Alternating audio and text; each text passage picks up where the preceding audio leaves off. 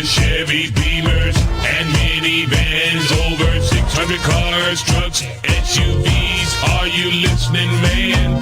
Let Eastern Motors put you in a car today. Let Eastern Motors finance it all the way. Ladies and gentlemen, happy Saturday. Happy Olympics Saturday, NBA All-Star Weekend Saturday, College Lacrosse Saturday, 3-day weekend Saturday, wherever you're out there. We are live. Welcome to the Cross Commission Saturday Night Power Hour. I am Jake. That is safe. Ryan is backstage here in gorilla position, ready to do a run-in. So he'll join us in a moment. Busy weekend. Obviously, the big game last night, number 1 versus number 2, between Syracuse and Maryland. A pretty stacked slate of games today, especially in that early window, 12 o'clock. Some upsets, some near upsets. A lot of goals, and I think a pretty interesting Saturday and Friday as well that we are going to break down here with you. Safe, how you doing? Jake, absolutely great day. Hit 40s, almost nipping at the 50s. That was beautiful to see outside. The last few weeks. And Valentine's Day. True, got that. Yeah. Definitely, going to be interesting to see this year, especially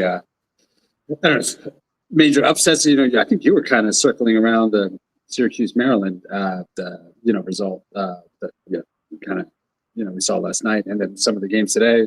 So Princeton. So yeah, great weekend. Looking forward for a 3-day weekend. And, not a bad way to kick off with pretty much all the programs really getting into the pool now. So it's good. I think it's a really interesting start to the season. I think the weather and the delayed start has kind of thrown a bit of a spanner in the works. I think Cuse is pretty clearly the only team we've seen so far that really looks like they're on it. Whether that's because they're a class ahead of the field or whether that's more because maybe with the dome and everything like that, indoor facilities, they're able to kind of weather that stuff a little bit more in terms of their preparation and kind of be more in sync than the teams that practice outside more and things like that. I think the extra game or anything like that has been has shown up this year. I don't know exactly what the records are as far as who's played an extra game of prep, everything like that, but I do feel like it's been pretty noticeable. And so I think we talked about this maybe last week, or I can't recall. I feel like it's going to be a couple weeks, even a week or two longer than normal before we really get an idea for where teams are at. I just think you've got so many teams maybe starting late that are then just going to jump right into big games. There's so many big games early in the season this year. I mean, there always are. But this year feels even more pronounced. There's just so many big games between top 10 teams and things like that early in the season. And I just don't know when it's going to be that we're going to get a real indication for where things really stack up. And so it's going to make these, normally the picture that forms in the out of conference always informs what happens later in the year, just by nature of what it does to the RPI and things like that. But I kind of wonder if this year it's going to be maybe a bit skewed, and yet there's nothing. Those games still, as we always talk about, these are the games that still just set the horse race basically for later in the year. And so it's always big to get these games and kind of, as you like to say, sort of go back in and pick off these acorns and just kind of bring it back to the house, so to speak. But I feel like that's really going to be the case this year, where maybe you don't feel like you're at a good start to the season, or you really don't feel like you have an idea for what your team is, but you got to pick up the big wins where you can get them. And so I don't know. I kind of wonder if it's always what we see in April and May is always different than what we see in February. I feel like that might be more pronounced this year, maybe, and even more so. The tenor of how we talk about these conferences and things like that could look a lot different compared to maybe how it does now. And yet, what happens now is still obviously going to inform the rest of the season. And that's just the way it works out. Oh yeah, time season waits for no one. So you got to take the opportunities when it's out there. I mean, teams like Richmond, took their opportunity. That's going to be maybe that's not the Virginia team that's going to be there, to progress and stuff like that. But you're still going to get that win, and this is important. Always use the ant and the grasshopper, fable from childhood. This is the time. The ants are the ones preparing for the winner, that being Selection Sunday. So yeah, the games still count. Even though you don't have the greatest start to your season or have everything organized like you normally would. Yeah, it's gonna be interesting. And again, we've got we had a 1 versus 2 game this past week. We're gonna have Maryland Princeton next week. Princeton will probably drop in the polls a bit, but that's going to be a top 5, 10-ish game.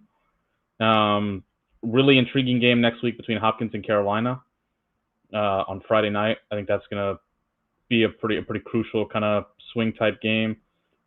What else you got next week? Syracuse starts. We're going to talk about Cuse here in a minute. Syracuse starts a 6-game road trip. Probably the longest road trip in the history of, maybe the longest road trip in the history of lacrosse, period. But definitely for Cuse. Cornell Denver is an interesting one. So it's a little muted next week before the last week of February is just a pretty titanic set of games. But yeah, these all matter, and it's going to see how it goes. All right, if you're just joining us, or if you've been here before, like Gil here in the chat who says Sacred Heart had to win on Valentine's Day. Indeed. You know the drill. Smash the like button. Hit the subscribe button if you haven't already. And this is the Power Hour. We put an hour on the clock. We break down 4 or 5 games, as many as we can get in, and then we go around the scoreboard, and we're going to get you out of here probably by 7:15 in time for dinner. So grab a drink, grab a snack, come hang out with us. This should be fun. All right, Safe. I'm going to put an hour on the clock, and we are going to get into it. All right. Y'all see it right there? 1 hour. We're off. Syracuse 11, Maryland 9. Massive win for the Orange in the Dome on Friday night in front of 10,000 fans. Huge crowd, great environment. We talked about it, one of the most anticipated regular season games in the sport in a long time.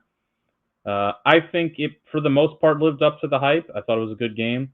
And maybe even more positively, I guess, it felt like a game that still could have been better and probably would be better if these teams play in 3 months, which seems like there's a decent chance. You never know, but these both probably figure to be teams that will be there at the end of the season. They met in the tournament last year, so the chances are there for them to play again. Maybe it won't be till Memorial Day Monday, or maybe it'll be a little sooner. But yeah, I thought it was a good game that still felt like there was, it felt like an appetizer kind of. Even though it was a very intense game, very physical. Syracuse was the team that definitely brought more of that intensity and physicality, and that was kind of the key in a lot of ways to their victory. They were plus 13 on ground balls in a game that was basically 50-50 at the faceoff dot, which is going to be a big difference. And so a really great, kind of showcase for the sport on a Friday night, big crowd between 2 historic programs. Syracuse gets the win. They're going to be the number 1 team in the country for the first time in 6 years, I want to say, since 2020. Towards the end when the season shut down, I believe they got to number 1. National championship. Yeah, 2020 national champs. Yeah. So Cuse will be number 1. Maryland will probably drop to number 2, I would say. I guess. I think they're probably just going to switch spots. But this one's about Syracuse. There was a lot of stuff thrown around that were program defining, and it's I don't know. Cuse is a pretty big, he's a big program. But for this group, this is the biggest. I won't say the biggest. The Princeton win was the biggest, but aside from that, I would say for this senior class and this kind of group, this is the second biggest win that they've had. They end the long losing streak that they had to Maryland. John Tillman loses to Syracuse for the first time. Gary Gabe, beats Maryland for the first time, all that good stuff. It's Syracuse 11, Maryland 9. If you're a Syracuse fan listening, Ryan is not being, iced out. He's at he was watching the USA hockey game with his friends. And so this is not a deliberate decision on my part to drown out the Syracuse voices. As always, any complaints or issues you have with the tenor of this conversation can be directed to @RyanMcD29 on Twitter. Or I believe it's Ryan McD, something like that. On his Gmail is very similar. So you can email him, you can DM him for any issues you have with the Blue Sky, whatever. Blue Sky, wherever you want to find him. If you have any issues with this conversation about Syracuse between a Maryland and a Hopkins fan, you can reach out to him. All right, safe. Have at it. Syracuse 11, Maryland 9. Were they really that impressive, Jake? No, I'm just kidding. No, absolutely. I know exactly what you're saying. It didn't have the juice of maybe a later in the season or obviously a playoff game, but it had everything else. Pretty much the ingredients for 10,000 fans. I mean, any away game is kind of tough early season, but Don Tillman doesn't need me making excuses for him. But that when you were saying about the intensity and Syracuse fed on. And one thing we kind of talked about, two things I remember distinctly, kind of made a point about maybe Maryland feels at the back of their mind that they can kind of weight room or out tough Syracuse, and this feels like that definitely was countered by Odinera's I think excellent defense the Friday night.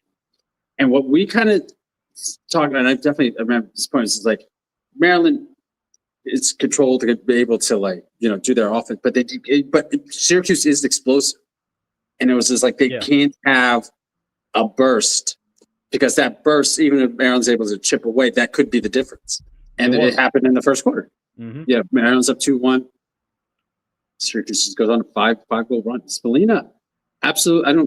He doesn't need redemption either. It's just had a little bit of a history of not coming up big against some big time points, but absolutely came up huge today. On Friday, 4-goal night. Now moved him to 264 total points. We're not saying he's going to take down Mikey Powell's record, but he's 43 points away. Definitely he'll get that record easily. 43. He's gonna have 90 points this year. He's gonna pop up. I remember. That means he's better than Mikey Powell, but he's definitely that's kind of what I'm saying. He'll have that record by he'll have the April. record, but maybe not in the minds of Syracuse as the greatest of all time. But he'll be in the pantheon. Joey Spallina has been our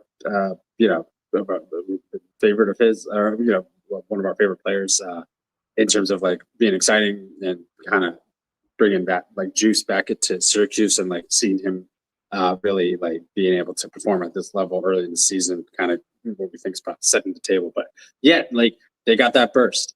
Once they got that burst, Maryland was able to kind of stay in the game a little bit, but it was never able to really even claw back or to tie, and they had chances. It was kind of honestly for Maryland really similar to the national championship game last year a bit.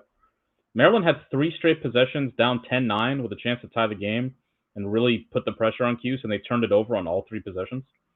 So the chances were there by that fourth quarter to they couldn't get over the hump, but they certainly had the opportunities to kind of put some pressure on Cuse and make them feel it a little bit, but they couldn't do it. And Cuse deserves a ton of credit for how they just kind of shut that down, and they got forced a turnover on a clear late in that game to kind of burn most of the kind of last 4 or 5 minutes of shot clock time.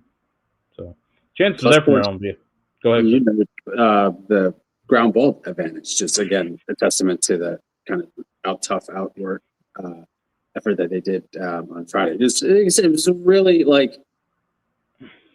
we always joke around about white collar lacrosse and blue collar lacrosse, but this was kind of a mixture of both. With the crowd and the energy, and just Syracuse as a program is kind of that free flow. And they always talk about the way the game is played. But this was we can get in the mud if we need to, and against one of the premier, if not the premier team of last decade, and I say it's a changing of the guard, or chips passing in the sea. Maryland's not going anywhere, and I think Tillman had a healthy take on it. He's like, that was a great team. That's the number one team in the country. It's good for us to measure us by. All-time spin zone effort by Tillman. Oh, just magnificent. Just like, listen, man, we play the best team in the country. What do you want to say? On the road, it reminded me of before during the 22 games against Virginia, where Maryland's undefeated and being talked about as the best team ever, and Tillman's like, hey, listen, we're the underdogs. We haven't beaten these guys. They're national champions. Yeah. and then Lars would come back with like, this is the best. This is the best team I've ever seen. We're talking about this dynamo. Oh, yeah, it was great. That was wonderful. Tillman's the best.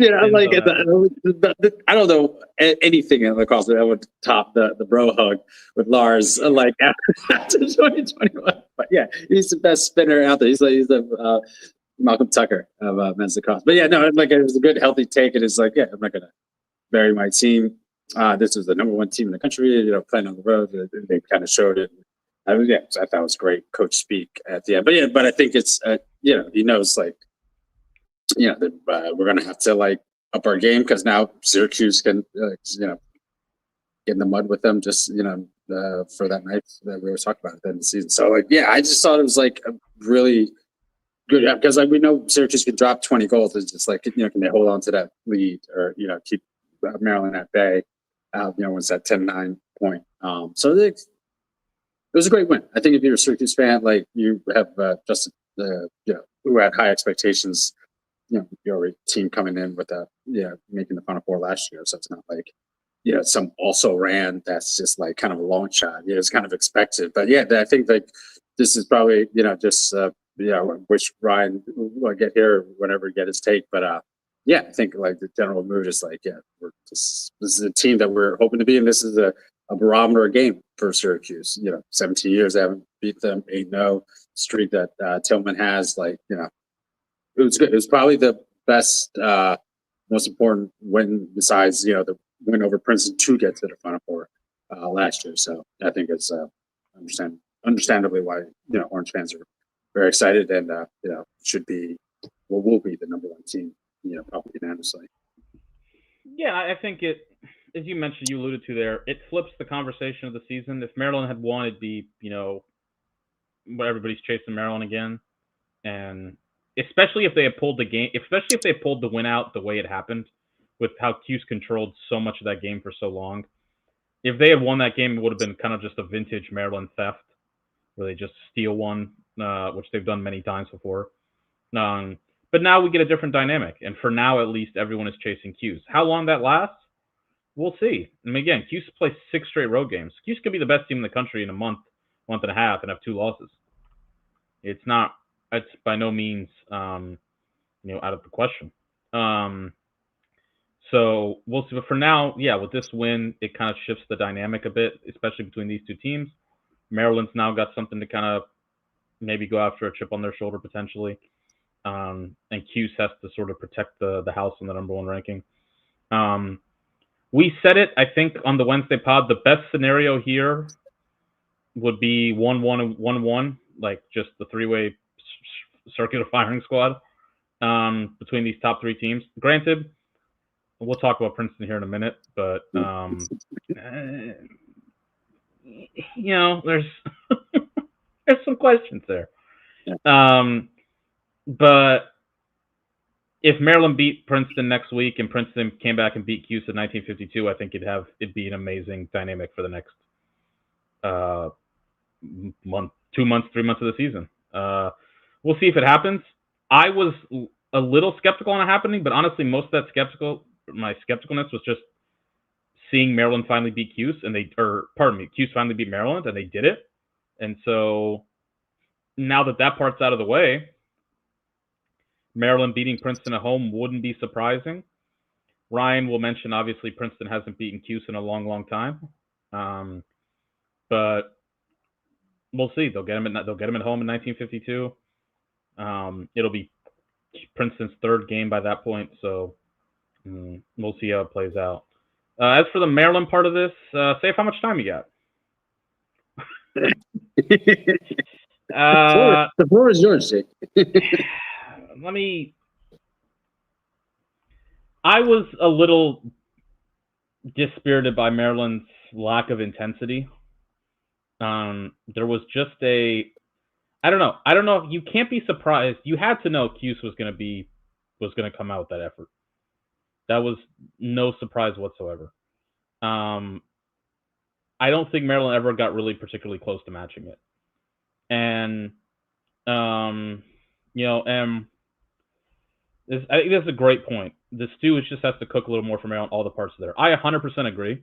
I think they look like a team that has not really practiced much, which is maybe not true. But I'm exaggerating a little bit. But I think it's just you think about Spanos, who had an injury in the fall, still kind of looks, gimpy.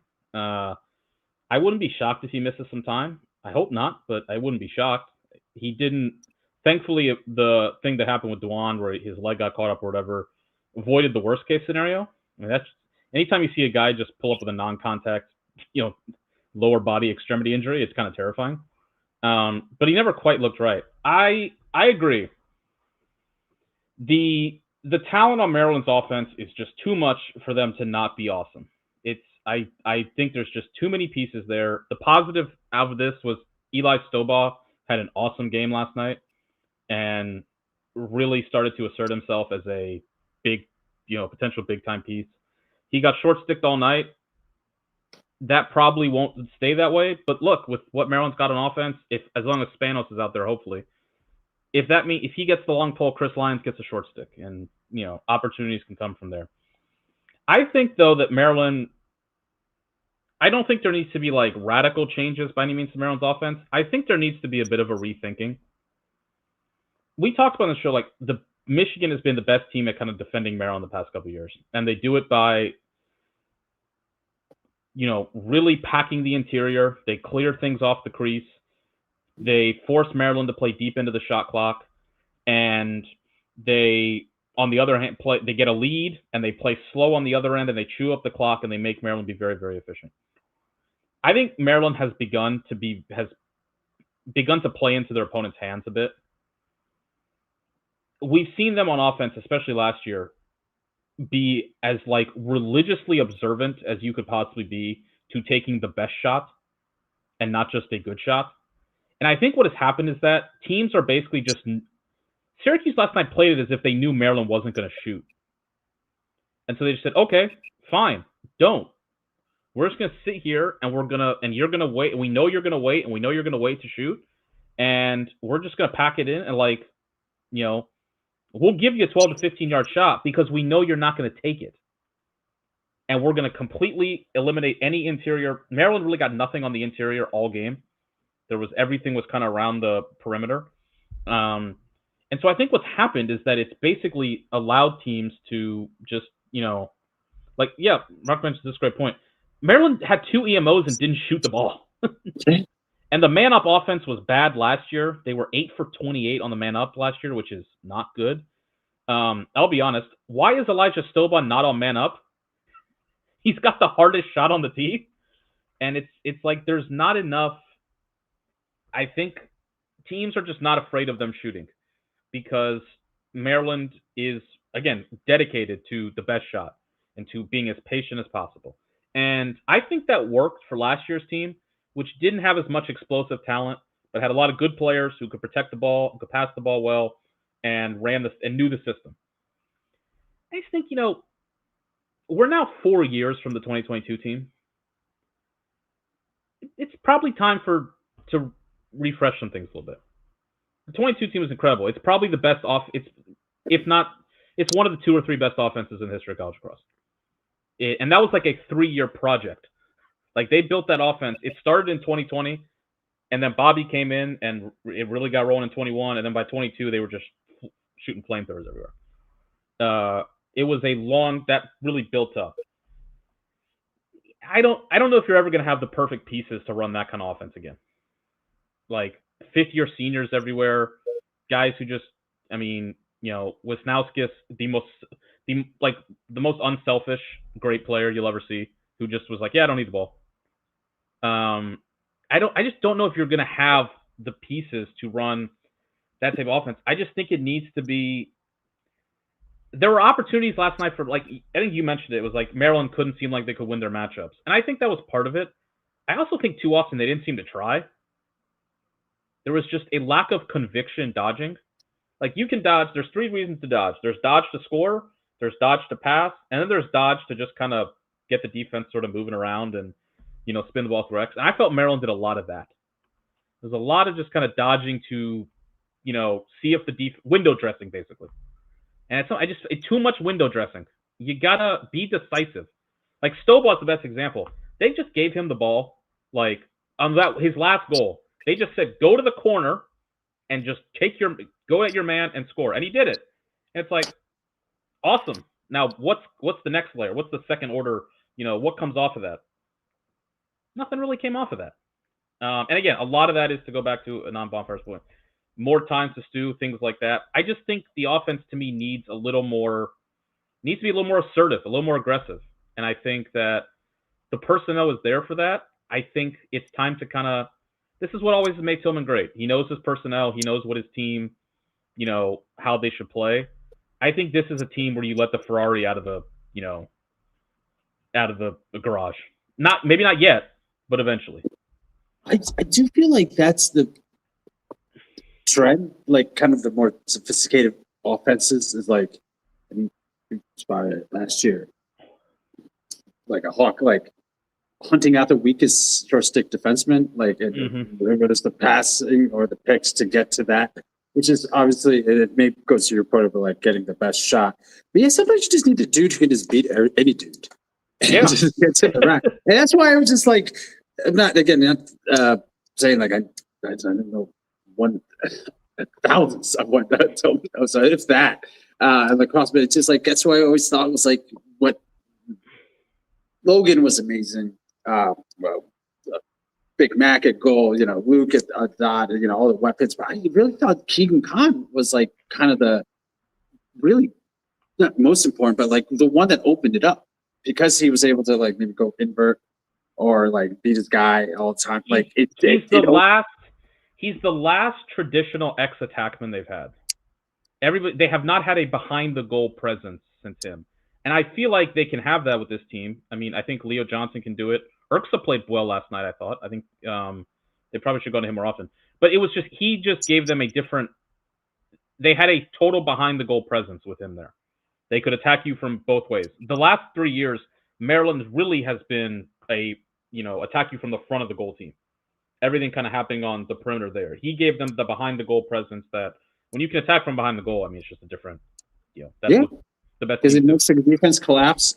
Then the thing that is Maryland's strength is like, let's find that best shot. Like, yeah, because as soon as they collapse, you can get one pass off. Maybe that's a good shot, but then as they slide over, then the second teammate gets even better shot. But it's like without that initiation or the ability to get that separation, like it's just, like I said, something you just need to do to just beat the guy. And so kind of what we're probably going to talk about with Princeton. It was almost inverse. It was like, so in Penn State, we'll talk about them soon. But as I said, I think Maryland will be fine. They always are under Tillman. But it's something to watch over the season. To answer Mark's question, I think both. I think they should have inverted more last night. Chris Lyons played behind up top way too much. You should have inverted more. But I do think they can have an X presence. I think Leo Johnson could be that guy. I think Urksa potentially at times, like I feel like he's deliberately making the choice to be more. His problem has kind of been forcing things too much and things like that. I think he's deliberately kind of, pulled himself back a bit. I also just think, though, he's the guy kind of getting the good matchup with how all these other pieces they have. And I thought he played a really good game last night. He beat his man to the goal twice. It's like Maryland did have moments where they won matchups. It just nothing really came off of that. It felt very kind of discontinued. Like the offense never stitched together. And that again gets to the point earlier. Like they'll be fine. They have more time to stew. I also think they need to push transition more. They were up 2-1, and Spanos tried to find Larkin on a trailer, and the pass got deflected, and Syracuse went down the other way, and Spallina scored on a slow break. And after that, I was like, Tillman just said, all right, let's slow down here. And I get it. I get it. Cuse is dangerous in transition. Maryland's really dangerous too with Larkin, Trevor Owens, that freaking Cyclops long stick midi they got. It's like 6'6". They've got pieces. I think they need to run it a little bit. So we'll see. But yeah, both of these teams, they're going to be there. They're both really good. Safe. We'll finish up on Cuse here before we move on. Syracuse goes on the road to Harvard, on the road to on the road to Princeton, then on the road 2 days later to Penn, on the road to your Johns Hopkins University Blue Jays, on the road to, yes, we will be there. We will be there. Live at home. Then they go on the road to play Air Force. Then they play Denver on a Monday night, I think, which is kind of giving big Denver Georgetown 2021 behind an Arby's vibes. It was kind of sneaky, like it's playing Denver on a Monday night at altitude. At 8 p.m. Eastern, 6 p.m. Mountain. 6 p.m. Mountain time on a Monday. That's their next 6 games. Do you know what their next 4 games after that are? Georgetown, Duke, UNC, and Virginia. But let's focus just on these 6 games. At Harvard, at Princeton, at Penn, short rest, at Hopkins, at Air Force, at Denver. Syracuse's record in these 6 games, Safe, is what? And by the way, we've got some nice people in the chat. Thank you guys for joining us. You feel free to let us know. What do you think is Syracuse's record the next time they're in the Dome on March 22nd? I think they're going to be 8-1. Okay. At the worst. At the worst? Only one loss. Okay. Yeah, I think one loss. Yeah.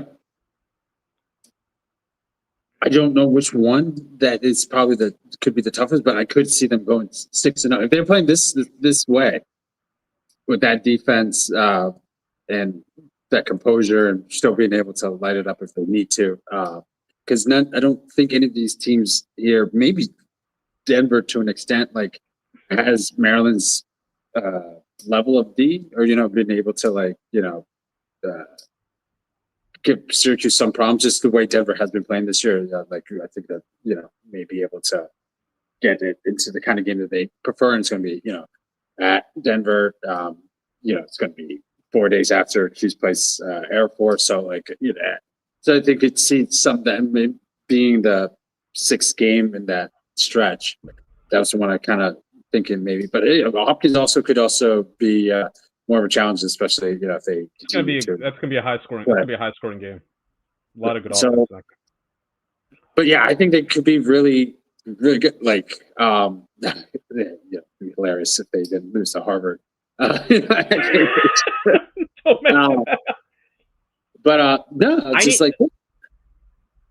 go ahead. I think 5-1 at best. All right, I'll steady on Safe. I'll temper that. It's 5-1, 4-2 at worst, I think. So here's what I'll say. I think they either lose. I'll cheat a little bit.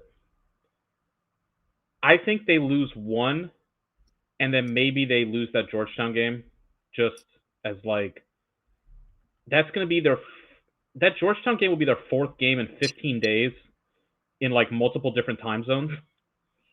I wonder if that's just on a short rest. There'll be a short, that's a Monday. I think they'll be playing them on Sunday. Denver or Georgetown? The Georgetown. I'm saying they might they might lose one, but then maybe that the jet lag catches up to them in the Georgetown game after it. Oh, after I hear what you said. Yeah, the first game in the Dome. Yeah. Yeah, and there's just not and that's gonna be a huge game for the Hoyas, obviously. So I'll cheat a little bit and say by the Georgetown game they have 2 losses. Maybe or after the Georgetown game, maybe they lose that Georgetown game if they only lose one. I think they're still an awesome team. It's evident. The physicality they played with defensively was incredible to watch. Some good lineup adjustments, putting Leo down at attack. I thought Gate did a great job with the adjustments and changes he made to the matchups. Made Maryland have to think about something for the first time in a while. So, look, here's the thing I should mention, and I think this is true for both of these teams. Both their face-off guys are so good. If they win more than Cuse was dominating face-offs for that first half, and then Maryland turned it around and kept the game from getting out of. Johnny Mullen is that guy's a horse. I mean, he won a few face-offs just by like athleticism, just kind of grinded it out.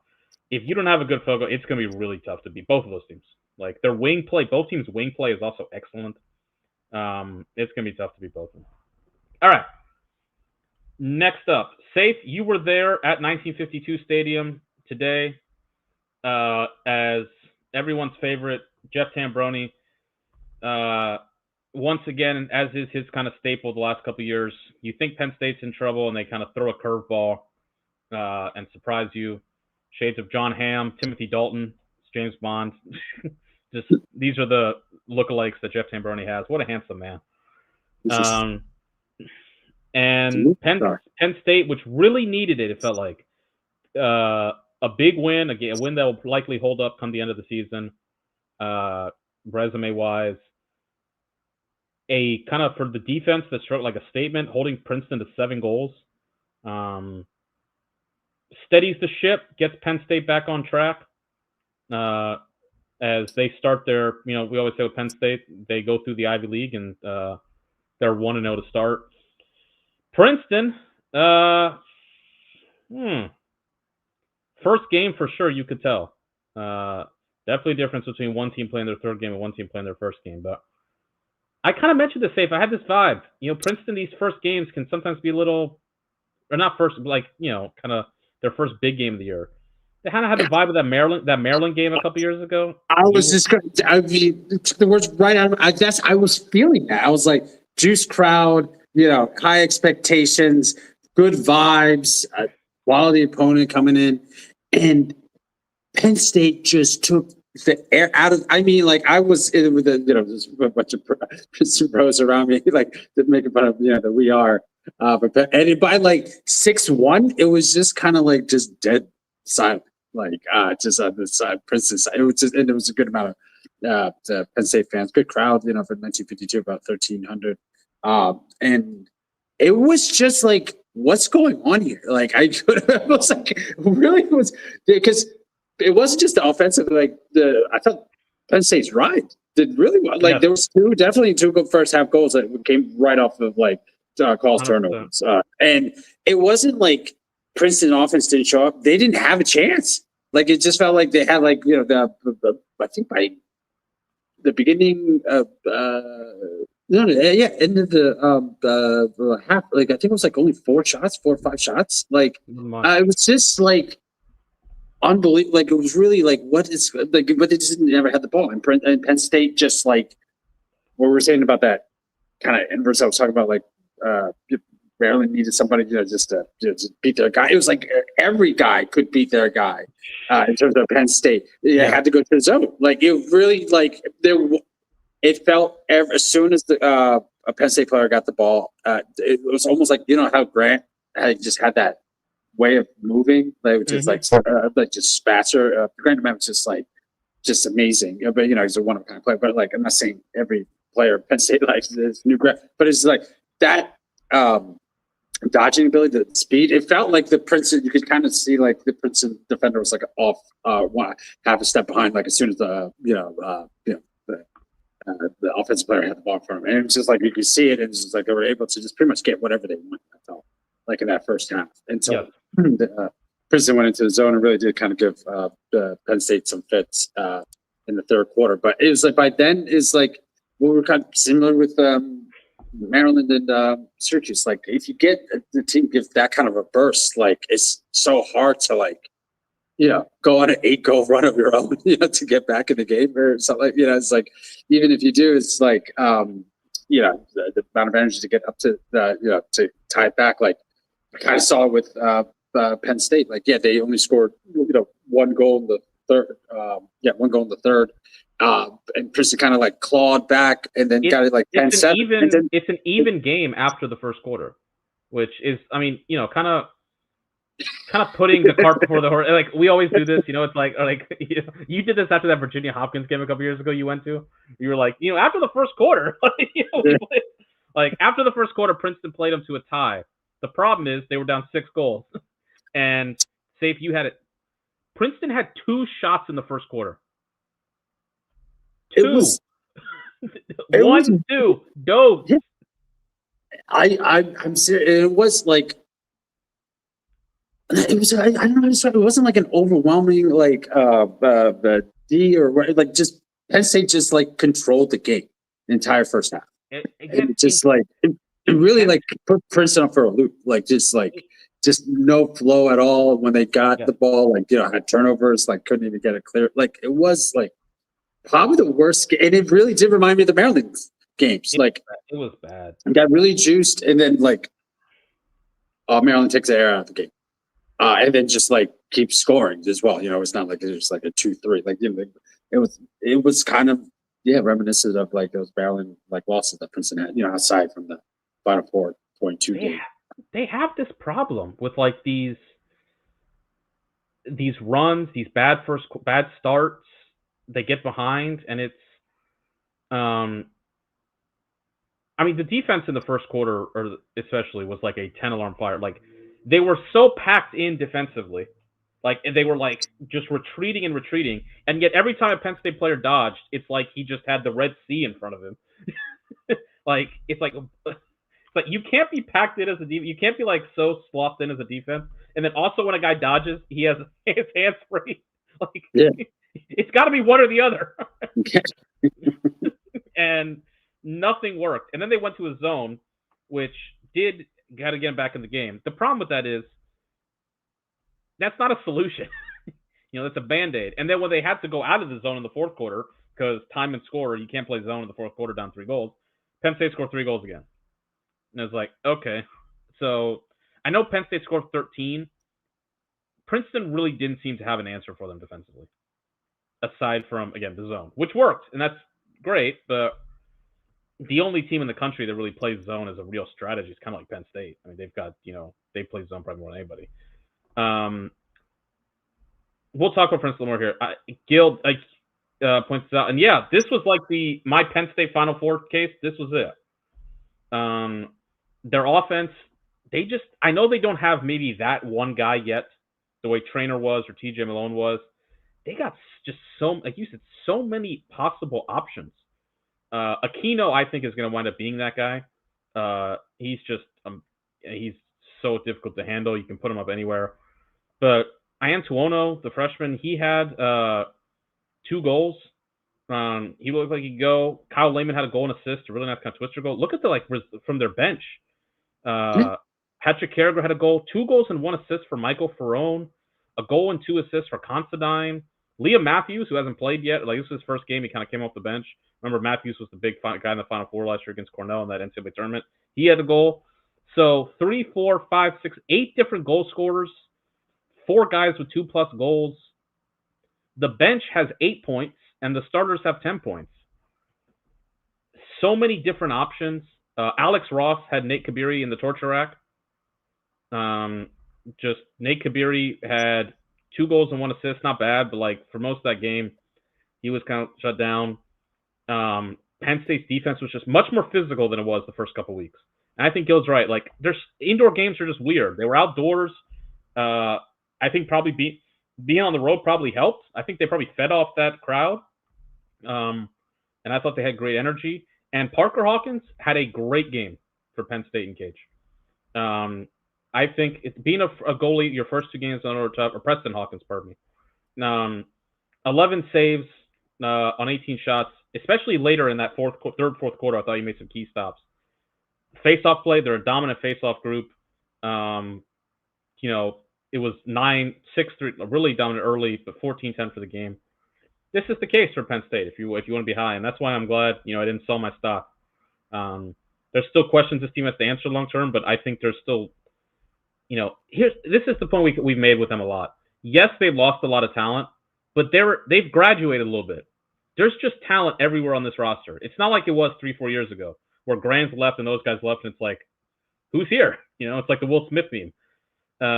Like, they have so many guys now on that roster that, yes, they're going to lose guys, but the talent level is just high. This is good for them. This is, I think, there's something here with Princeton with this defense. And I don't want to go, listen, February games are February. It's their first game. They really challenge themselves by just having they have no kind of like on-ramp. They just get after it. They play Princeton, they play Maryland, or they play Penn State, they play Maryland. We know the ceiling of this team. We saw it last year. We know the talent they have. Great goalie in Craddock. Here's how I'll phrase this, and I'll see if you agree. I'm not saying that Penn State is not a national title contender. I am saying that if Penn State does not figure out solutions to these teams they play, these elite teams defensively, and if something doesn't change about how their defensive structure and how they approach it, they're not going to be there at the end of the season. Like, you just can't, like, you can't play defense like this and win a national title.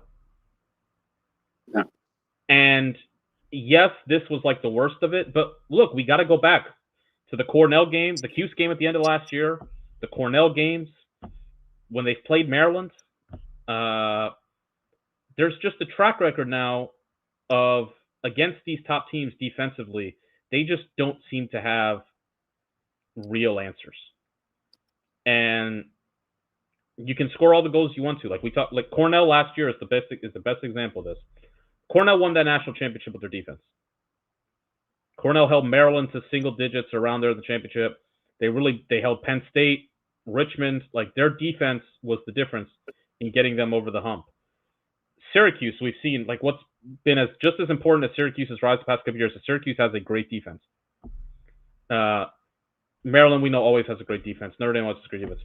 Princeton, this is just not, again, I'm not saying they're not a title contender. You can't play defense like, eventually you're going to get got if this is how you're playing defense. Something's got to, I don't know what, I don't get, like, they have good players. So it just bemuses me. I don't know if it's the coaching is not elevating the talent enough. I keep saying it. I don't think they play as physical as they used to. Like, they're just not, Molshine 100% got, like Spallina dominated Molshine in a way that he's never dominated any other top defender. I don't know what, there's lack of physicality. I don't feel they use their personnel right. I think their shorties are really good. They got good shorties. You should be able to hold up better when you have good shorties.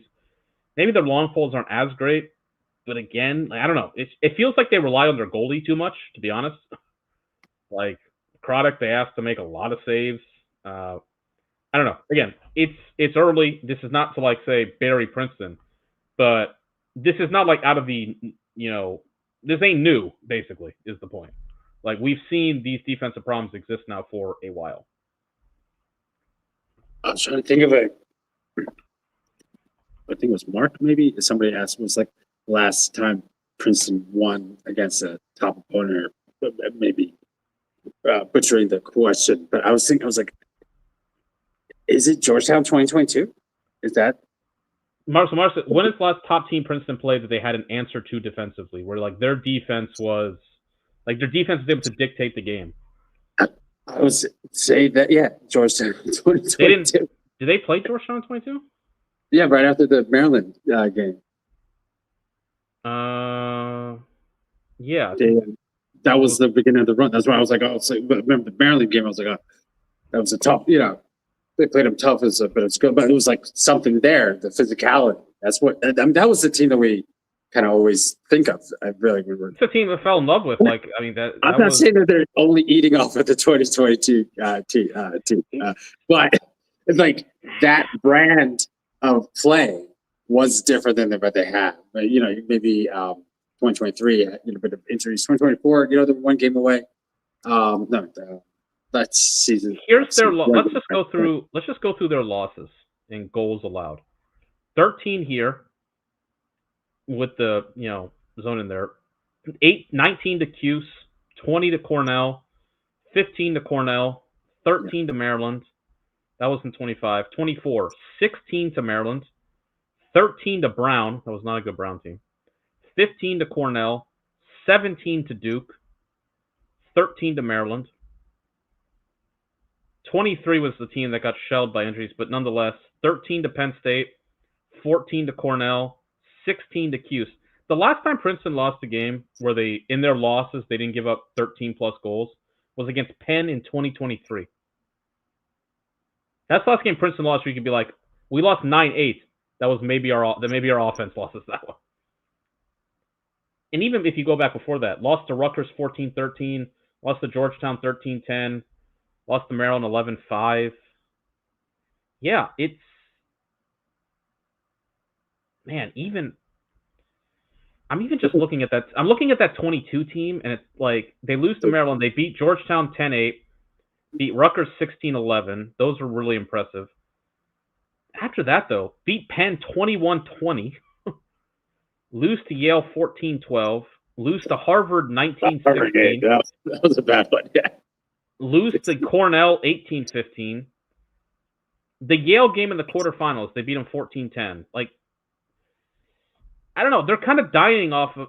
I do think this is what makes this year big for them. I will say this. Again, you never want to put the cart before the horse. This is they are in the position Syracuse was in last year. This is a predominantly junior class right now of big time names that we've been penciling for a while. They all kind of came in as freshmen. It's like, man, for the next 3 years, Princeton's just going to bring all these guys back and all these guys back and all these guys back. We always mention that you want to get there early. If they don't do it this year, the pressure next year is going to be gigantic. Like, it's going to be astronomical. Because like, again, it's not. Do I think they're going to bounce back? Yes, I still think they're going to be there at the end of the year. But I do think. Remember, we did that conversation with Georgetown. It's like, when do you go from being everybody's second favorite team to everyone's starting to question you? When you're 4 years removed from your big breakthrough appearance and it hasn't quite happened since, that's about when you can only be the next team up for so long. Mm-hmm. Eventually, you got to do it. Cuse broke through, and Cornell being the party, and a lot of people think this was their year. Well, I think all of us, I think, picked us to make the Final Four. Do I still think they're a Final Four caliber team? Yes, but it's got to, it can't be this way. They gotta. That was the whole thing with them before the season. They got to find a different way to win these games. And this was not a great start. They got Maryland next, which is going to be a really interesting game. We know Princeton's history with Maryland under Tillman. I think both of those teams are going to want to bounce back after the efforts they put in today. Then they got Cuse, Carolina, Rutgers, Yale, Cornell. I mean, it's every week's a chance for a big win. But definitely a tough way to start. All right, Safe. Speaking of tough ways to start, I guess depending on your perspective. Richmond 18, Virginia 12. Richmond scores the most goals that they have ever scored in a game against an ACC or Big Ten team. The previous to that was 17 against Virginia 4 years ago. Richmond has beat Virginia 2 years in a row. And Safe, just the craziest thing about this one, Richmond was a favorite in this game, which I feel like we didn't talk about that enough. Richmond was favored against Virginia at home by 1.5. They cover, or was UVA favored by 1.5? Was UVA was favored? On the books, yeah, UVA was favored. UVA was. They were ranked higher, but the first time they beat, they're coming into this series, especially ranked higher. But in the UVA, Richmond was 1.5 plus 1.5. So UVA was favored by 1.5 goals. Richmond beats them by 6. Richmond beats the University of Virginia by 6. And the crazy thing is, I didn't see anyone remotely surprised by it. Like last year, a couple years before that, if Richmond beat Virginia by 6, the whole timeline would be like, oh my God, like look at Richmond, all this. Instead, this was just like, yeah, okay. Like it just, part of that was there were so many games going on, but it's still, I feel like we're not kind of doing the context of it. I feel like we're doing a bit of a disservice. Like they beat Virginia by 6 goals, and it wasn't a surprise. Like everyone's just like, okay, ho hum, good win. And I think it's atypical of the type of wins that they have had against ACC opponents over the years past, where it's like the North Carolina game was a bit more controlled, where they had, kind of control the pace of play and stuff like that. But it's like thinking of like those Duke games of, one goal wins, or like, it's overtime where like they're holding on to lead. Like this was pretty much wire to wire, like especially with the third quarter explosion. It's an elevation of the program. It's not, we kind of said like, oh, good for you, good, you hung tough against those, in the years past where Richmond wasn't winning these games, where that's kind of like what we said afterwards, and like we're like, oh, it's kind of time to stop being the nice guy, be the guy who takes the prom queen home or whatever, how are they like butchering that line from The Rock. But this may be it. Like, I mean, I don't know, like, I would say favored to win the national title, but like if they're like being able to take care of business as thoroughly as they have, and then have that separation, especially with the first and the third, like that's something that has not happened for a Virginia team. It's like, oh, great defense, good offensive, like components. But if they can have a really not high octane, but like top 10 offense to go with like their own solid play and their customary good defense. That's what I always say. Like, got to have a top 10 adjusted defense, top 10 adjusted offense. Like for us, like to be like a real Final Four contender in our opinion. And if like this may be it. Like we kind of were saying, like, hey, all kind of things are aligning. This is a team that coming with a great momentum after last year, having the championship in Charlottesville. It's probably just like a internal motivator. So yeah, Spiders for real. It's going to be. Let's do this. I'm going to run some teams down, and I want you to tell me if you think they are better than Richmond. Doesn't mean Richmond has to be better than them. Like, just you feel confident that if they played on a neutral field tomorrow, or maybe not tomorrow, but like, you get the idea. You think I'm confident this team's better than Richmond. I'm going to run down, and we're going to see how many we can get through. All right, Maryland. Yeah, Maryland. I would say the Maryland that's going to be 2 or 3 weeks, like a month from now, like maybe not, but like maybe right now, while Maryland's trying to get everything together. They get like if they were playing this week. I would say Maryland. Do you think Maryland is a better lacrosse team than Richmond? Let's just start there. Okay. Yes. Syracuse. Yeah. Those are the two. Yes. All right. Let's keep it going. Princeton. No. Okay. Cornell.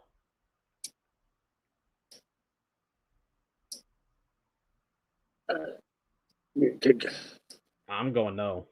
No, I don't think so. I mean, like they that again, not to diss Albany, but like one win over Albany, and like I think Albany is a good. I think Albany. Exactly. I think like Albany. But I think no, I did right now. No, because I almost had them last year. That's like, good. That's good. Yeah, yes or no works perfectly to this exercise. Georgetown. I think Georgetown's better. Okay. UNC. I think Richmond. Okay. Notre Dame.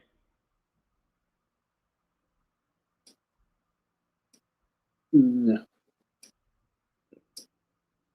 Notre Dame. Just I gotta go. Okay. Duke. I think Richmond. Okay. That's the top 10. Anybody else you're like Penn State? Army. You want to talk today? Right now, I'll go Richmond just because, like, Penn State did have a kind of ugly loss against Nova. So, I think I go Richmond's like sixth best team in the country. I think that's right. Like that's where I think Maryland. I mean, look, that Maryland game, considering how Maryland has started, and considering what Maryland's last 2 trips to Richmond look like, I bet you Richmond really wishes they played that game. I bet you Richmond really wishes they played that game last week. Yeah, I mean, they might make that game up. It might be on a Tuesday night in Richmond, which also, I mean, I don't think Richmond will be upset about by any means. They had almost 4,000 people today. Imagine, if this like really comes, like that place would be rocking. If they can get Maryland mid short week, like. And that's to Gil's, like Mark says, what is their seating, and then Gil says, yeah, like they need to win these out of conference games. They had, I forget what we looked at it as. They probably needed to go 3-2 against Maryland, Virginia, Cornell, Georgetown, Notre Dame. Let's say that Maryland game is out of the. We'll see what happens with it. It's not canceled yet. We don't know when it's going to get made up, if it will. But let's put that aside. They had Virginia, Cornell, Georgetown, Notre Dame. 2-2 is the minimum they have to do. I worry. I think the A10 is kind of bad this year. Shout out St. Joe's bouncing back, beat Nova. But I do worry a little bit about the A10, which kind of makes me feel like they might have no margin for error. To be fair, though, they might just blow through the eight. They might just blow, like I think the conversation has shifted. The conversation the last couple of years was like, well, what does Richmond have to do to, like, if they lose in the A10, what's their seed? Or, like, pardon me, like, to get in that large? I think that the conversation now is like, what do they have to do to get a high seed in the tournament? Because I just don't know. They have lifted, clean, and separated from the rest of the A10. Like, it's really, they're playing in different, kind of leagues.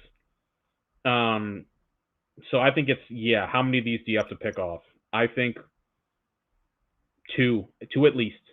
They get Georgetown at home, Notre Dame at a neutral site. They do have to go to Ithaca. But yeah, I think top five. Look, when we did this at the end of last year, I remember that early top 20. Top 5 was kind of my ballpark range for them. Just because they brought back, like, a lot of offensive, Little John, Sheridan. I thought Aiden O'Neal played one of his best games I've seen him play for him. Sometimes I feel like he can kind of get worked out of the game by a tough long pull. I thought he was involved the whole way, played really well. And then Gil also mentioned Connor Knight in goal for. He was tremendous. Really taking the case strong from Zach Vigu. Goalie play was a big difference in this game, I thought. Connor Knight had saved 60%. Virginia went to Merrick. Merrick started, and then they went to Kyle Morris of days gone by. 11 saves for Virginia to 18 saves for Richmond. And I do think this is kind of what makes, on the Virginia point of view, definitely missing Schroeder, definitely missing some key defensive pieces. The offense is a lot better. I do think what they've done with the offense has worked. I think Millen feels, McCabe that is, feels really freed up. He had a dominant game, 4 goals and 3 assists. Dunkel kind of come back from injury. He had 2 goals. He played well. That starting group for Virginia is strong. Top 6 guys scored all of their goals. Problem, on the other hand, is nobody else scored. So the kind of depth. I think that they'll be a better team when they get some health back on defense. I just feel like it doesn't feel like I'm watching Virginia. The ride isn't as strong as it was. They don't feel as frightening in the middle of the field as they used to. I mean, they've just not really replaced. They have the lineage. They had Conrad in the middle of the field, and they had Jerry Connors. I don't think they have that presence in the middle of the field. It's like Ben Ware followed Connors, and Ware was great. I don't think he was as good as Connors was. But now they just don't really have anybody in the middle of the field that kind of scares you. They're not great in goal. The faceoffs were a lot better today. They won 20. Virginia won 21 faceoffs and lost by 6. I mean, Richmond just annihilated them offensively. Like, this was, I'm going to look up the numbers. Per Lax reference, I know he updates these like later in the week to like refine through the numbers. Richmond scored on 49% of their possessions. I mean, they had 40 total shots. Yeah, 40 total shots and 29 on goal, and they had 18 goals. Like that. That's kind of what Penn State was doing at the first half of the Princeton game, where it's just like so efficient and just absolutely just like deadly. And this is not something that we've seen from Richmond. Like, that's what I said. They always had a really sturdy defense, top 10-ish with like stars or potential stars on offense, or like at least replacement level. This could be, that extra gear that they need to like really, do some damage this year. So Mark asked, when did it stop feeling like you were no longer watching Virginia, and when did Kerwin leave? I think that's definitely Same year. That's definitely part. Yeah, I would say, when did Petey leave? Was that the same year too? I think it was. Yeah. Who left after that? After that 23 year,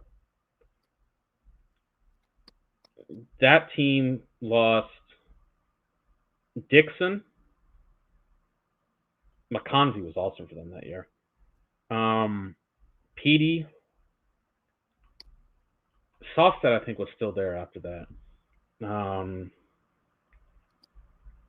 I think the Kerwin thing is definitely part of it. I just think it feels like it's been a slow drip. I think the 2019, they were, by the end of the year, they peaked so high. And then 21, that 3-week stretch where they sent Georgetown to the Shadow Realm, and then they beat UNC and they won against Maryland. After that game, it was like, okay, so they're just going to win the national title every year for the rest of the decade. It was like this stormtrooper music. Dun, dun, dun, yeah, I just felt it. It was like it's going to be the Lars era. Yeah, you were just like, okay, cool. So they're just like, this is over. Yeah. Jeez, I remember. Yeah, everyone talking about Connor. Like, they're going to have him for 4 more years. The way that Connor Schellenberger was a freshman on the 21 team. 3 more years of Connor. Cormier. Again, they beat Georgetown in a way that is just so. We talk about it all the time on this pod, just because I don't think I've ever quite seen a game like that. And I just feel like ever since then, it's just been a slow drip. That Maryland, when they played Maryland in that DC game, that game was so titanic, and it was a real, clash of the Titans. And Maryland beat them by 11 goals, and that 22-3 season never got back. 22 season didn't quite get back on track. 23 team was great, but I guess I would say here's a great kind of just, I guess, Loki moment. That end of that game against Notre Dame, you were there in 23, when the Cormier shot or whatever it was goes right into Connor's stick, and you're right, Gunnar Pat, indeed. The end of that shot goes right into Connor's stick, and he throws it right back in front, and Virginia took the lead, and it just had that feeling of this is just the kind of stuff that happens to Virginia. We're in extra time now. This is just the kind of stuff that happens to Virginia, and then this is the stuff that happens to Notre Dame, because it's just like, oh man, it's going to happen to Notre Dame again. They're going to lose it off that bad bounce. Virginia's going to get another great bounce. Virginia never loses on Memorial Day. It just had that, it was right there of God shining nice on Virginia. And then Corrigan goes into the well and just draws up the 3 most devastating plays back to back to back. And they lose that game. And ever since that was also a kind of moment, which does kind of, I guess, coincide with, Kerwin leaving, but that does feel like a big kind of swing. If Virginia wins that game, we know Virginia's history on Memorial Day. They never seem to lose. If they win that championship, they have 3 in 4 years, whatever it is. They got Connor coming back for the next one. Maybe it propels them a little further. But then they lost that one, and Notre Dame went on and won back-to-back. And the 24 one, in hindsight, it felt like that at the time, but even more, it's Virginia really just kind of took Hopkins' place in the Final Four. They probably should not have been in that Final Four. And Connor just kind of stole Hopkins' place in that Final Four. That team really, down the stretch of that 24 season was, remember they lost 4 in a row? And then they just, it has not, 23 basically is the last 3 years for Virginia have been very inconspicuous. That's the end of the charmed life. Yeah. Because 2019, obviously, the quarterfinal, the moment with Maryland. the win against Duke also kind of was like an inverse of the Notre Dame loss in that Duke had it, but I think it was an out of bounds step. I remember, I think it was in Philly that year.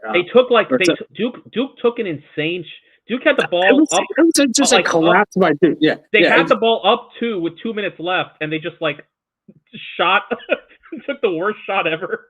Yeah, and then they just mauled Yale, and Yale after their own little Titanic game against Penn State. 2021, not so much charmed, but winning against Maryland and that kind of both teams undefeated, just kind of a last shot, just could have a couple of inches, or maybe Luke just took one more step. Maybe that goes to overtime. Against UNC, too. UNC almost kind of came back there at the end. Exactly. They won 2 one-goal games, yeah. 2022, it was just Maryland's year. That's, nuked everybody. But, yeah, it felt like, 2023 was kind of the end of the charmed life. And then, it's kind of like most institutions. They don't collapse. It's just kind of a slow, degradation. When was the end of Rome? It's for the farmer out in the, boonies, he never knew that Rome fell. Exactly. He was just living his life. It's like those old stories of guys in rural China in 1965 being so who's on the dragon throne these days? Who's the emperor now? Yeah, somebody in Blacksburg. There's somebody in Blacksburg, Virginia right now. There come his vice. Here you go. Right on time lunch is what we call it. Right on time Tiffany. On April 6, 2023, Virginia was 10-1. April 6, 2024, rather. April 6, 2024. So almost 2 years ago. Virginia was 10-1. They just beat UNC by 8 goals. They would finish that season 2-5. They went 6-8 in 2025, and they're 1-1. Virginia's 9-14 since then.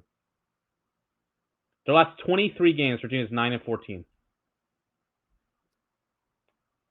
I don't think this is not the end of this season by any means, but it does feel it's a bit of a wake up. I think Lars kind of talks positively about this team, and I do think there's evidence the offense has improved.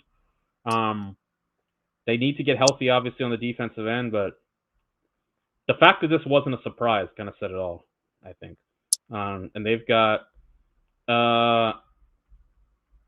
2 weeks they play Hopkins. Feels like another big game. Then they got Maryland after the non-conference schedule is a little,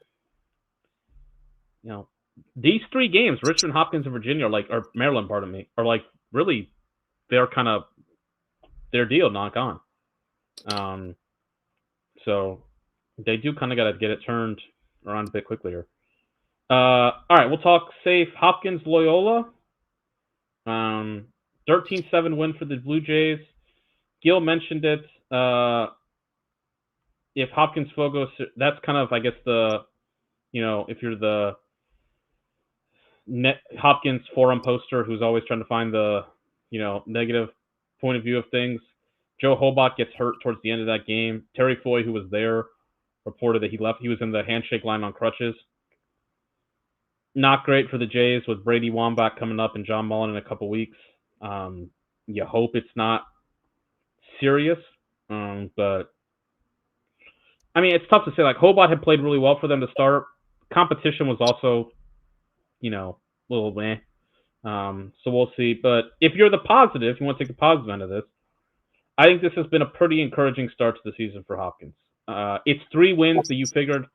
It's 3 wins that at the start of the year you were like, they have to win. If Hopkins is going to make the tournament, they have to beat Bobby Moe, they have to beat Towson, they have to beat Loyola. But they've done it, and they've looked pretty good doing it. And I think a lot of things safe that you were kind of looking at the start of the year have kind of borne some positive fruit so far. Dash Lamity in goal looks terrific. I mean, that guy can make some really tough stops. He had, I think, 11, 12 saves today. The Hopkins offense, the box score looks really pretty. 5 guys with 3+ points. You got 8 guys with at least 1 point. 7 different goal scorers. And that first midfield, I know Adam, our good pal Adam's been really high on that first midfield. 7 goals and 5 assists from Hopkins' first midfield of Brooks English, Chuck Rawson, and Matt Collison. And the Blue Jays, they got up on Loyola 5-0, and Loyola kind of got back into it, but that was about it. Really pretty dominant performance from Hopkins, who does look improved, and they've got a really big. I'm really intrigued to see Hopkins at UNC on Friday. This is, this is a pleasant surprise. I was hoping to see, but that is actually happening is great. The offense for sure. Again, love to see it against a top tier opponent, just on Loyola or Bobby Moe. But would love to see them still have this productivity against Carolina or eventually Virginia and Syracuse, and then obviously Big Ten play. But this I always said, was concerned about the Jays the last few years, after 2023, 2024, like I said, I felt like they better on their defense. They had a good or replacement level offense. And then, I felt like we did need a little bit more pop after, especially last year. And we're getting it, man. And especially I've really good, we've talked about maybe moving Collison around just to even out the midfield line. But our first midfield this year, this game with Brooks English having 4 assists, Rawson 3 goals, Collison 3 goals. I mean, combined for 7 goals, 5 assists, 12 total points. That's music to my ears. I did love what Jimmy Harris is doing.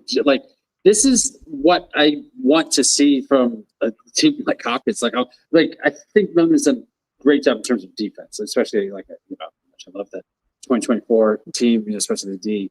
But I want to see that kind of dynamism that they had at Cornell, come to Hopkins. And again, we had good components, good pieces on offense, during Milliman's team. But I wanted to see it's kind of a finished product. And we're not there yet, but I don't say that they won't get there, but or knock on wood or anything but this is really promising. I just want to see it continue. It's just everybody eat. It was kind of Milliman's kind of offensive. First few years were just there wasn't any star. I get that, you want to have everybody contribute, but I also, love to see 50, 60 points at the end of the season for multiple players.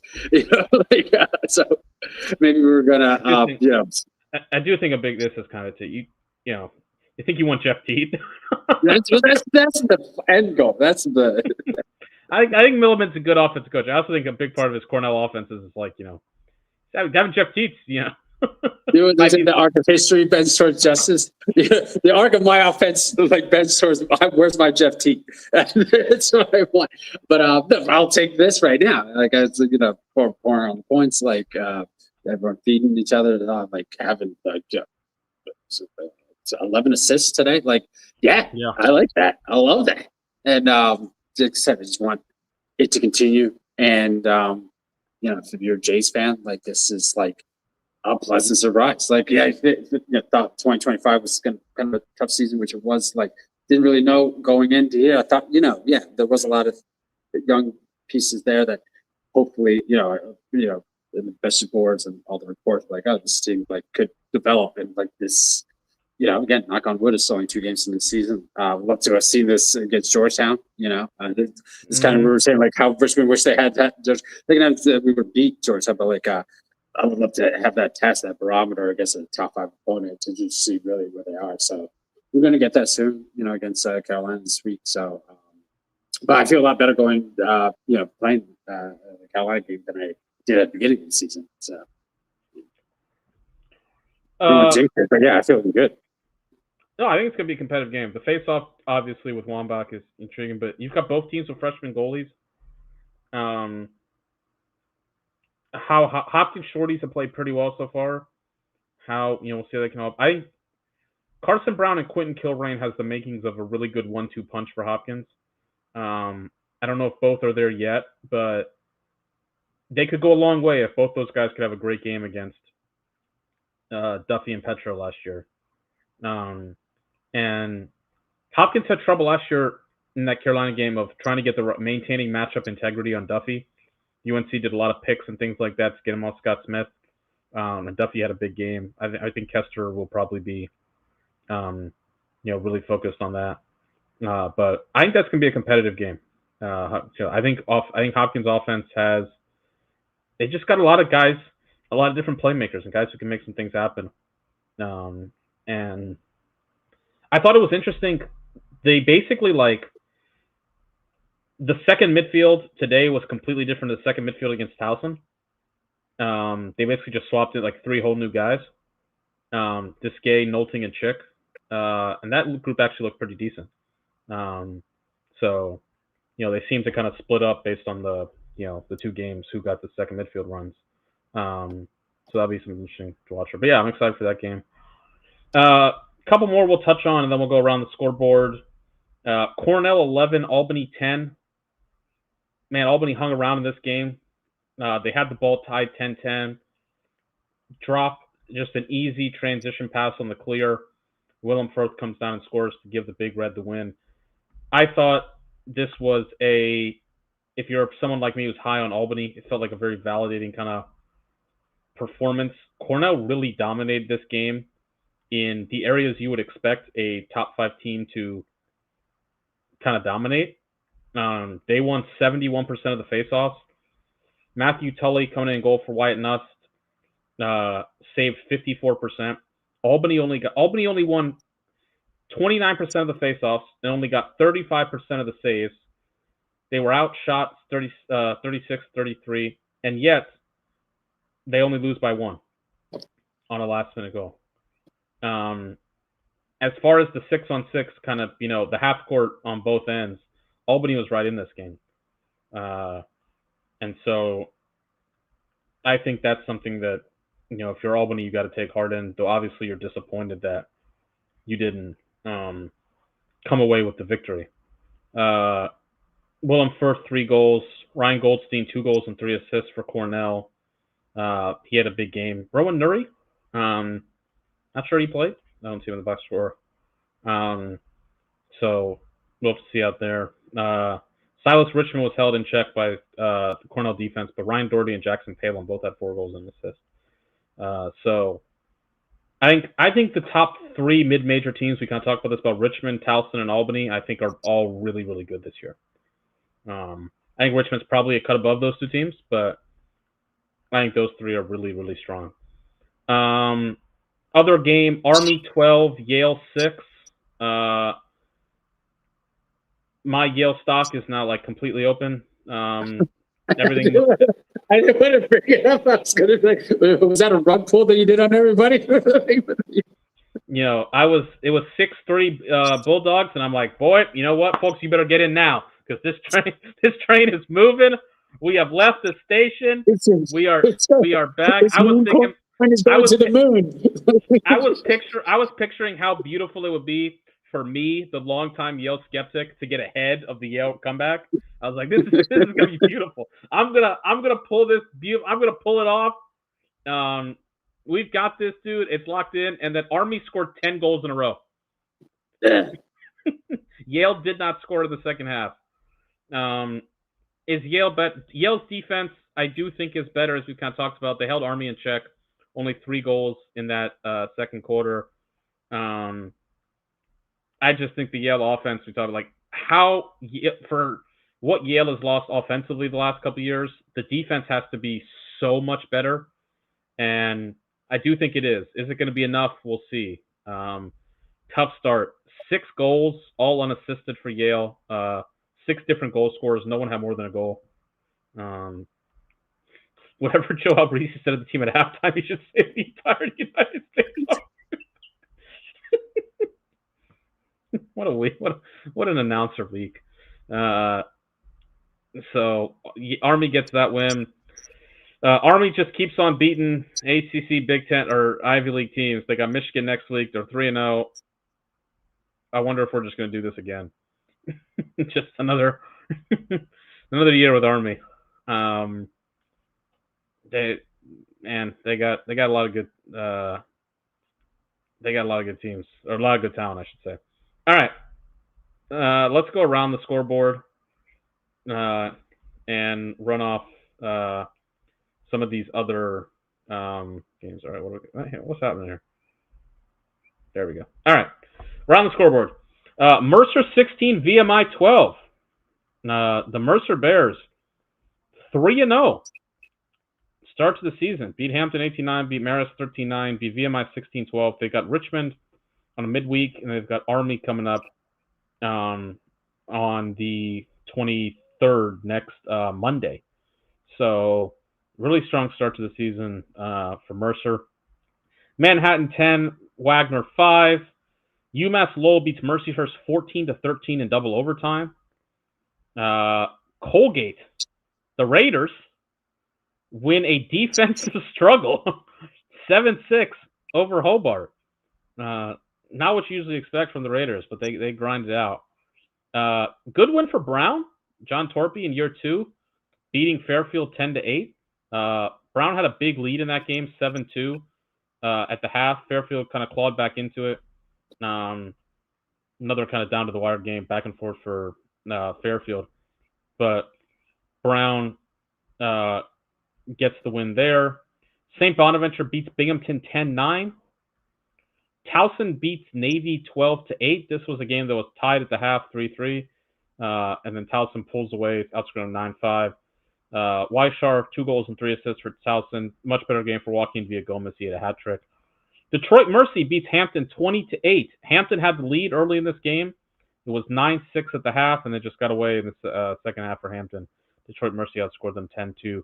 I think Hampton is a better team. This is probably the best team Hampton's had at the D1 level. Whether it'll be enough to get them a win or anything like that, I don't know. I obviously hope so. But I do think there's some improvement there.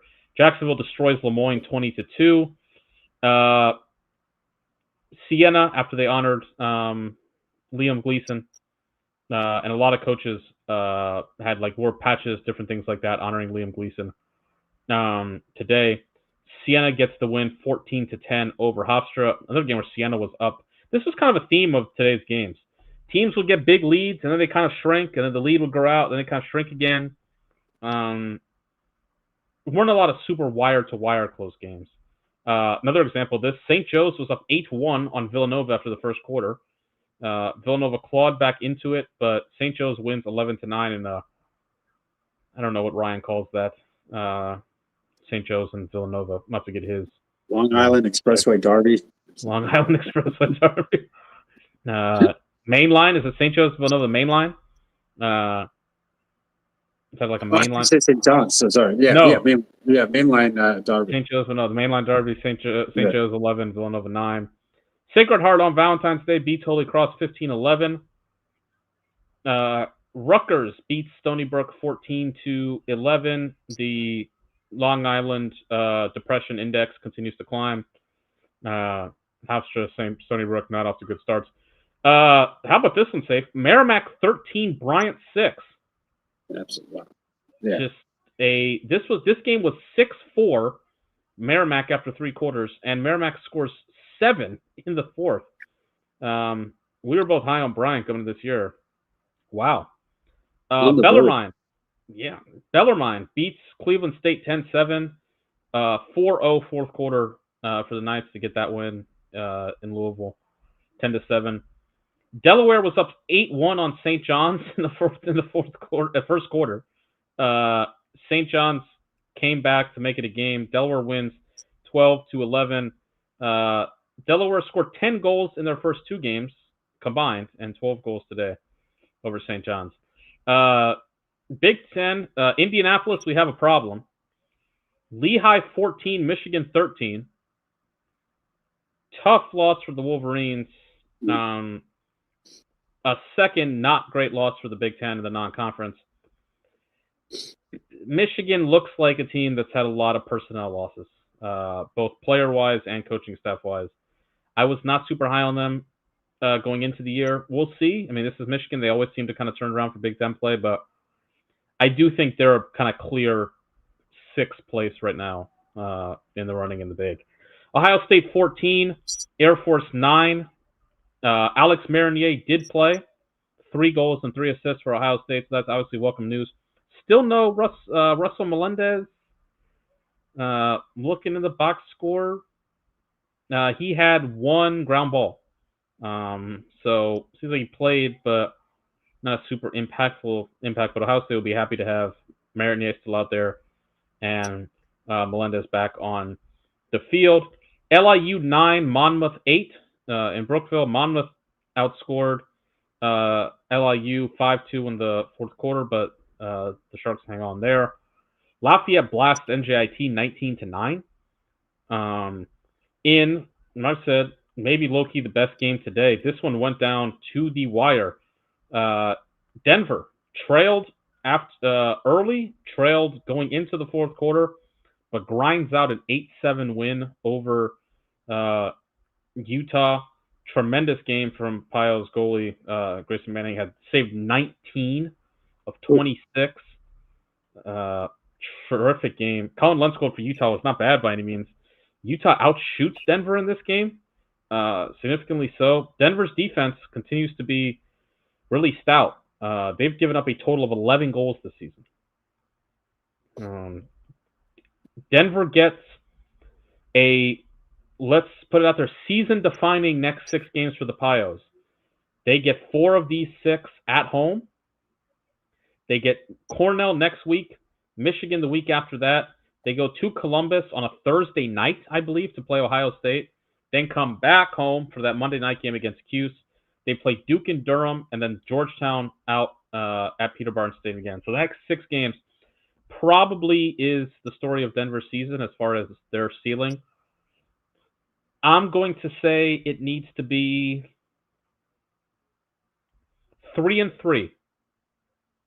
I think Georgetown needs at least, or Denver, pardon me, needs at least 3 of Cornell, Michigan, Ohio State, Syracuse, Duke, and Georgetown. If they get at least 3, I think the Pios are in the hunt for an at-large bid, and they'll look good. 2-4 depends on the 2, I guess. Beating Syracuse and beating Georgetown will be a great 2. If Michigan's one of the 2, they don't know. But I think 3, I think Denver at least needs to be kind of lurking in the hunt for an at-large bid. Only a few other games left. Harvard, 10-4 win over Providence. Defense for Jerry Burns Crimson. Graham Stevens only had to face 12 shots, saves 8. At the faceoff dot, always the question for Harvard. They'll take it. 10 of 18. That's all they're really looking for. We'll see how it features against Cuse. The 2 games those 2 teams played last year were insanity. Harvard won about 3 faceoffs combined across both games and somehow nearly won both of them. So big game for Harvard next week. They get Cuse in Cambridge. So big one there. Notre Dame made their debut and beat Marquette 16-11. The stream of this game took field level to a new definition. Literally looked like it was someone was on their knee on like an iPhone shooting the game. A lot of different guys involved for the Fighting Irish. I think Gil mentioned Josh Yago as a kind of stealth guy to look out for. He had 4 goals for the Irish. 5 different guys with 2+ goals. I thought Marquette looked pretty decent in this game. They kept this close for about 3 quarters. The offense, Tucker Mullen had 2 goals and 2 assists. The offense looked pretty encouraging for Marquette. This is a bit of a game. For Notre Dame at the faceoff dot, they won 15 of 31. Ian Diaz-Matos, the 5-star incoming freshman, won 5 of 12. But Spano coming in from D3 won 10 of 17. So that'll be something to watch out for. And then in the last game of the day, the much-awaited debut of the Georgetown Hoyas, they beat Penn 12-9. For a while there, had the vibe of a Georgetown Penn game. I think a pretty encouraging start for the Quakers. Davis Provost had 3 goals and an assist. Not a bad 3 different faceoff guys featured for Penn. They won 50%, or maybe a smidge over that. There were 21 total goals scored in this game. Rory Connor scored a third of that. He has 7 goals and an assist for a total of 8 points. So he scores 7 of Georgetown's 12, and he scores only 2 fewer than Penn did as a team. He has 7 goals and an assist. His brother Liam has 0 goals and 5 assists. So the Connor brothers make their impact felt early for the Hoyas. It was a slower start maybe than anticipated, but it had that vibe of previous Georgetown Penn games. But the Hoyas win 12-9. They are at South Bend next weekend against Notre Dame on Sunday morning, a little early face-off for that one. Big game. Next 3 games for Georgetown, another team with like a big stretch coming up here. Notre Dame, Ohio State, Richmond, Albany, Loyola, Syracuse, Denver. 7 games. I think for the Hoyas to be where they want to be, it's probably got to be 5-2, maybe even 6-1. If they're trying to be in that kind of top 4 or 5 mix. All right, Dave. What about last night? Let me do other games. Obviously, Syracuse beat Maryland. But we've got Robert Morris beat Bucknell 16-12. UMass beat Quinnipiac 16-8. Vermont dominated Queens 17-8. UMBC, boy, this is a story.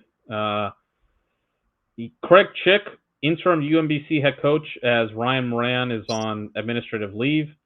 Shout out our good pal, the GOAT Ed Lee. 4 sources from Ed Lee confirmed to him that Ryan Moran was on administrative leave.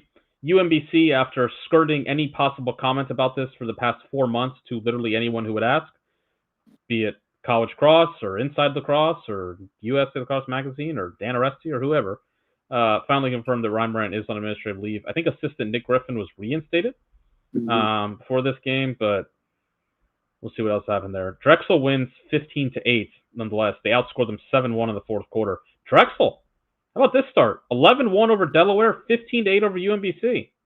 Dragons. Pretty good start for Stephen Boyle's Dragons. UNC beats High Point 20-9. This game was never close. UNC put up 12 goals in the first half. High Point's defense left a good bit to be desired. Tomorrow, there are 3 games. Iona, UNC. Duke plays Vermont. And an interesting one, Dartmouth BU in Boston. Safe, Georgetown, Notre Dame. What's the spread?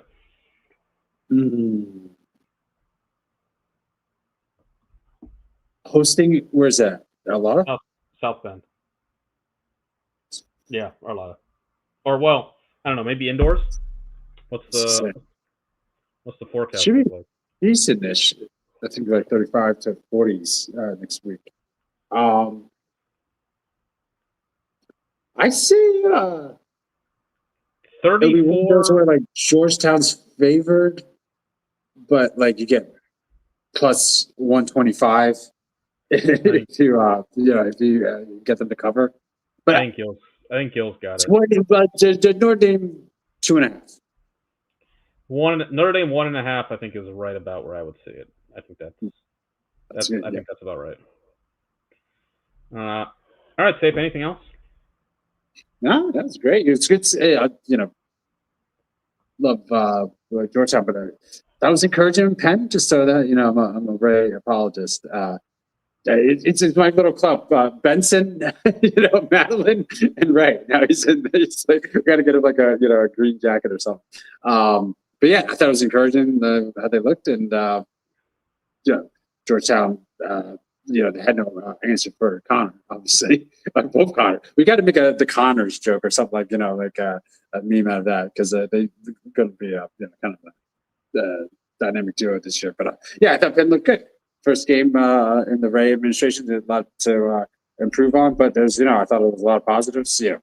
Kind of got to game 6-5, but chance Georgetown could have really kind of busted wide open, and they held the integrity of the defense enough to keep it pretty decent. And, hey, great teams cover, Jake. So Georgetown was up there by 5. So St. Joe's, Penn able to cover, and I thought it was a good debut for Ray.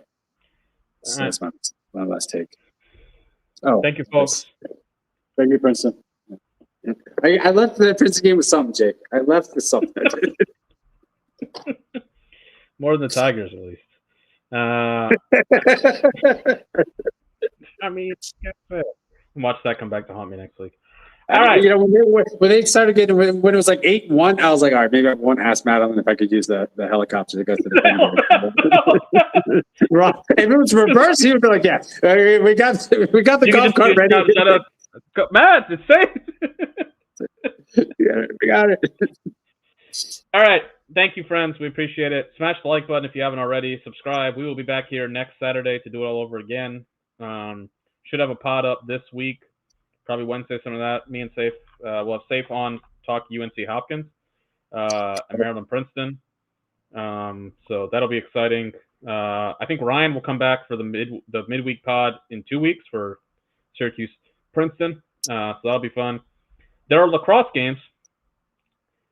9 of the next 10 days.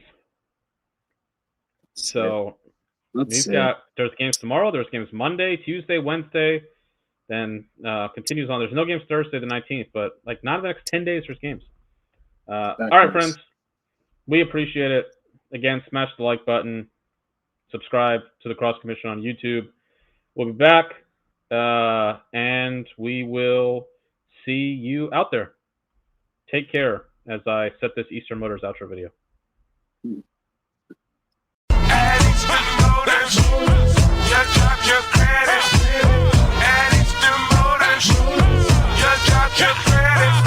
Ford, Honda, Chevy, Beamers, and minivans, over 600 cars, trucks, SUVs. Are you listening, man?